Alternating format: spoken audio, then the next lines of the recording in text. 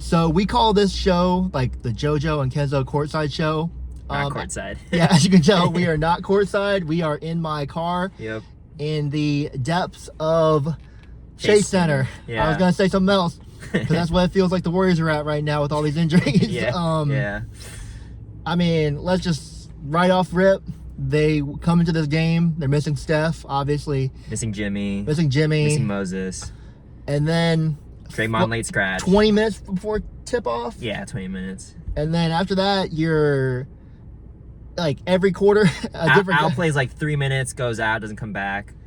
I think it was Seth Curry runs into DiVincenzo, goes out, and then and then Quentin Post goes out. So. Quentin Post twists his ankle and he's out too. Yeah. Which, you might be able to survive this against the Jazz and Bulls, which they weren't anyways because they lost both those games and now on a 4-game losing streak.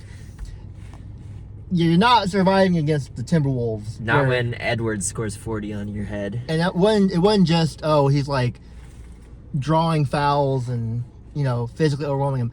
He was just hitting some tough shots. I mean, he was posting up every single Warrior that was guarding him. There was one possession, though, where LJ Cryer actually held his ground, which I was kind of shocked by. Yeah. But otherwise, it was Edwards killing them. Honestly, Gobert kind of bruised them in the paint. Julius Randle didn't really finish with a great stat line, but he was kind of killing them. Yeah, just kind of what we expected. Like the Wolves just ended up winning. I will say just a little bit of positivity. They had the comeback that got down to, I think it was 7. It was 109, 102. Guy Santos scores like 8 points in 2 minutes in the fourth quarter, and it's like, the crowd's into it, but they were down to, I believe it was 7 available players because D'Anthony Melton hit his 20-minute limit, and then Kristaps Porzingis, who scored 20, he also hit his limit. What do you think about Kristaps Porzingis? He came up to the podium, said he's feeling good. I mean, I think every Kristaps presser kind of feels the same now. Yeah. I feel good. I want to be better. Yeah. Feeling more comfortable. What do you think about? That's probably the one like silver lining in this game. Like, he looked pretty comfortable. 20 points in 19 minutes. Was getting the ball. He had some tough shots in the post. Spaced the floor really well. He just seems like he's moving better. Offensively, there was a possession where Julius Randle pulled just a kind of a quick hesitation dribble. He kind of just walked around him. I was like, and it's literally happening within 10 feet of the basket. Yeah. It wasn't like he was being ISO'd 30 feet from the rim. Yeah. But that was one of the few good things that happened. I think Podziemski had not been good the last few games. Yeah. I think he does all the things that don't show up on the stat sheet. Yeah. So he still has an impact. Yeah. But when he's not hitting his shots, it just looks so ugly. And tonight he was hitting his shots. Yeah, he 25 points, 10 rebounds. I think that's his third double-double of his career. So he's taking advantage of all these minutes that are going to be that are just available because everyone's hurt.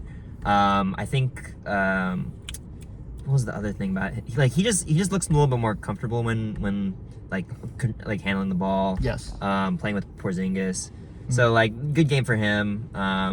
But again, overall, this is their 4th straight loss. Yeah. They're dropping players like flies. Again, Steph is not set to return anytime soon. And Al Horford with a calf injury. I think talk about what Steve said. Steve said it was weird. A calf strain. What the Warriors said it was a calf soreness. The calf hurts. I think everybody knows after the Tyrese Halliburton injury. Yeah. They're gonna plan to not have him for a minute. So that takes out another big. And then Post, we didn't get any update on Post or Seth. Or Draymond. Draymond, yeah. He's been dealing with his back injury for months now. Kind of this whole year. It's kind of funny because you could argue that Porzingis is the healthiest big man they have right now. Which is less than 5 days ago, that would not have been the case. I think this is less about Porzingis' health and more about where the Warriors are injury-wise than anything. Some news from a little bit, I guess, the day before, a few days before. We got a Steph Curry update. Yeah. He'll be reevaluated on the 21st, which is when they play the Hawks. For any Warriors fans out there that are like, maybe he'll return on the road trip. He's not returning on the road trip. Doubt it. We don't even know if he's going to be on the road trip. We asked Steve about that pregame. Straight up, I mean, I think the earliest possible return for him would be the 25th. 25th, Nets. like an easy game, you can bring him back. But again, like they're playing this very safe. Like I don't think this knee thing's gonna last like till next year, but it's definitely like they're not gonna rush him back because I think the big thing with this season right now is like what's the point? A little bit. They're in ninth. They're only a half a game ahead of the Blazers. Like, what's the point of rushing Steph back when you can just have him healthy next year and no damage to the knee? Yeah. I think they're now, a game and a half above the Blazers, if that? Half a game. Half a game. I mean... 2 games behind the Clippers in 8th. Like, we're getting to that point in the season where it's like, they're definitely going to be in the play-in. Like, they're not falling out of that, but what's kind of the point? What's left in this season? The thing is, like you said, though, they're not going to follow the plan. Yeah. But the thing is, I think everyone and their mom has mentioned this. If you're in the play-in and you lose in the play-in, you're still in the lottery. You still have a chance to get a top 4 pick. If you get a top 4 pick this draft, your destiny kind of changes a little bit. Yes, which I don't want to do a whole could they trade the pick? Should they draft Caleb Wilson or something? Will they be scared off by the Wiseman Kuminga stuff? Which I don't think you should be. You shouldn't let things that happened 5 years ago influence your decision making today. Different GM too. Different GM, different regime, different context. Exactly. But that's again that requires them losing in the play-in and getting lucky because, well, maybe Adam Silver. Gives them a little love in the lottery to punish those tanking teams, but that still requires a lot of things. We are not espousing any sort of conspiracy theories in here on the JoJo Courtside show. That's not really courtside. One other thing I think we should mention about this game is Guy Santos, Brandon Podziemski. These guys are playing massive minutes. Yeah. They have to. Yeah. They're the only. There's a few guys on this team that are not on a minutes restriction. Yeah. That's something I think you should kind of monitor because, as Steve said, they have a health and they have a whole team of doctors, health specialists that are monitoring this. I asked Steve like if because all these players have to pick up the slack with all these guys injured. Are you concerned like of these players burning out like Podziemski and Santos even though they're young? And Steve said like they're monitoring that. They have the science and the tracking for that, so he's not too worried about that. But Brandon's played every single game this season, which is that's impressive. Yes. Guy Santos, I was checking it today because I was doing something on Guy. He's played the most minutes in his career the last 4 games, and then tonight he played 35 minutes. Yeah. So at a certain point, these guys are probably going to hit a wall. They're only human. So I mean, I guess they're running out of time to hit a wall. I mean, you've only got about a month left in the season. Yeah. So we got that going for you.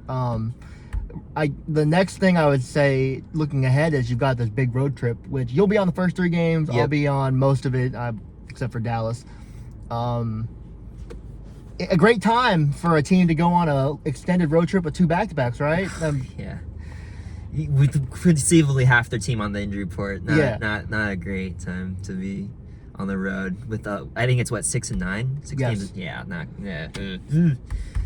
The fun part about that road trip, though, is Porzingis plays the past 5 teams he's played for. Yes. Which is kind of funny, which he was shocked by, which I thought was funny, kind of quirky. The Porzingis reunion tour. Literally, like, it's New York, then Washington, Boston, Pistons, doesn't matter, and then Hawks, and then Mavs. So it literally is a little trip down memory road. One thing also, as we kind of wrap up the show, is I think this stretch has shown while the Warriors are losing, they've lost 4 in a row now. Steve Kerr is one heck of a coach. I mean, if you look at the guys that are out on the floor, that is not a very talented team. No. They play hard, and like I do think like players have taken leaps this year. Like as a team, like they used to turn the ball over a lot. They haven't turned the ball over a lot recently. Mm-hmm. Like they play hard, and Steve's getting them to work in the system. I think at a certain point, though, it's just the star talent thing. Like, they just don't have it right now. Right. Like, you can't blame them for that. I mean, you're running dribble handoffs between Malachi Lyons and Brandon Podziemski. Yeah. They're 2 players that play hard. But then on the other side, you have Anthony Edwards isolating on 6-foot Pat Spencer or 6'2" Gary Payton II, who has been really good lately. Yeah. and then LJ Cryer, bless his heart, he's like 5'9". There was one lineup. I think it was like GP2, LJ Cryer, Pods, and I think it was like Will Richard, and then Porzingis. Yeah. And I was kind of just like, it reminded me of a mid-major team that has one 7-footer and then a bunch of guys who are like 6'3". Yeah, it's tough. I mean, even Santos had to play like center at one point, Yes. and poor guy had to like keep Gobert off the boards, which like, is something I'm sure the Warriors never wanted to see coming into the season. Yeah, which he did all right, Yeah. but again, they're just depleted. I think the word is depleted. Like they're just depleted. It's not looking great. But yeah, I mean, any silver linings, Joseph? Other than Porzingis? Porzingis looks like he's doing better. Guy Santos continues to be excellent. Especially on that, the extension, like he probably could have got more, and the Warriors got him for less. And then I think D'Anthony Melton, sometimes the stats don't show it because there's some games he just does not shoot well. I mean, yeah, it's nice. But he's always to borrow a phrase from Tim Kawakami, he just does stuff. He does stuff. He does do stuff. He gets to the rim. He breaks down a defense, is able to kick out. So good defense too. Yeah. I guess the next time we'll see you guys is in New York. Hopefully that time we'll be courtside or somewhere in the building in Madison Square Garden. Yeah. So thank you for tuning in for the first real episode of whatever this show ends up being. The JoJo show, probably. The JoJo show, Joseph and Kenzo show, the Courtside Warrior show. Who knows? Open suggestions for the 10 people who are going to watch this. Yeah, 10 people. Put that in the comments.